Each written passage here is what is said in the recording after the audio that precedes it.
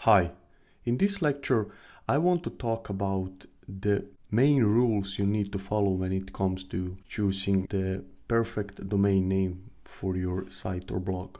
The first rule you should have in mind is that your domain should always include the keyword of the niche you are targeting. So let's say, for example, that you're creating a site about hockey, soccer, basketball, or some other type of sport. Naturally, you would include this keyword in the domain name because this is the niche you are targeting, and by including it in the domain name, you're basically telling the search engines what this site is about. Rule number 2 is to have a unique domain name.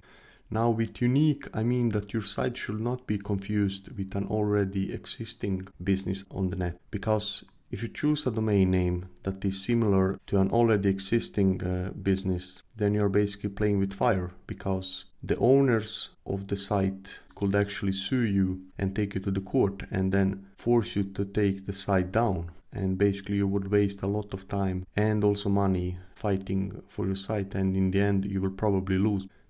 The rule number 3 is to only choose .com domains. This because it will be easier to drive more traffic, brand your domain, and also increase the name recognition. You will also cover all those people that assume that if they type the name of your business and put a .com, they will reach the site of your business. For example, imagine that you have a really successful business but you don't own the .com domain.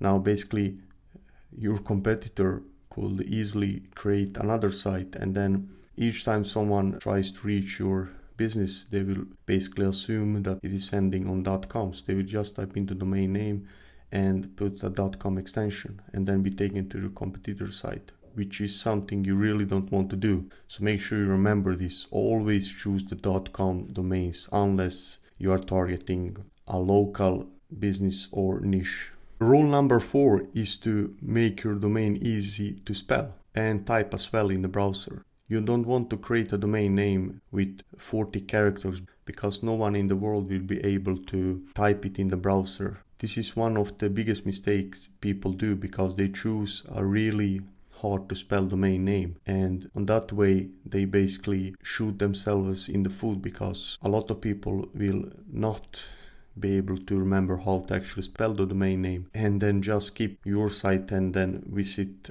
a competitor's site because of the difficulty to spell your name and type it in the browser. The rule number 5 is that you should make sure that your domain is easy to remember. You don't want to have someone write down your domain name on a paper or take a note on their computer or portable device, because if they do that, then it basically tells you that your domain is really hard to remember. Of course, people might not be able to remember it first time they hear it, but if they hear it second time, then they should basically be able to even tell you the domain name in the sleep. So make sure it is really easy to remember. Rule number 6 is to make sure that you keep your domain name as short as possible.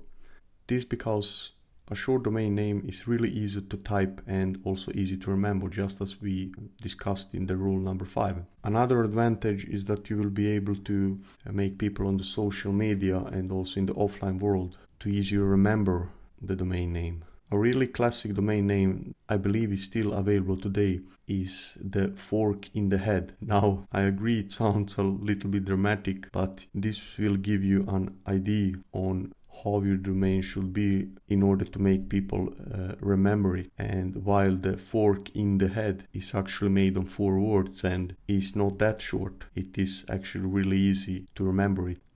The rule number 7 is that you always should reject hyphens and numbers.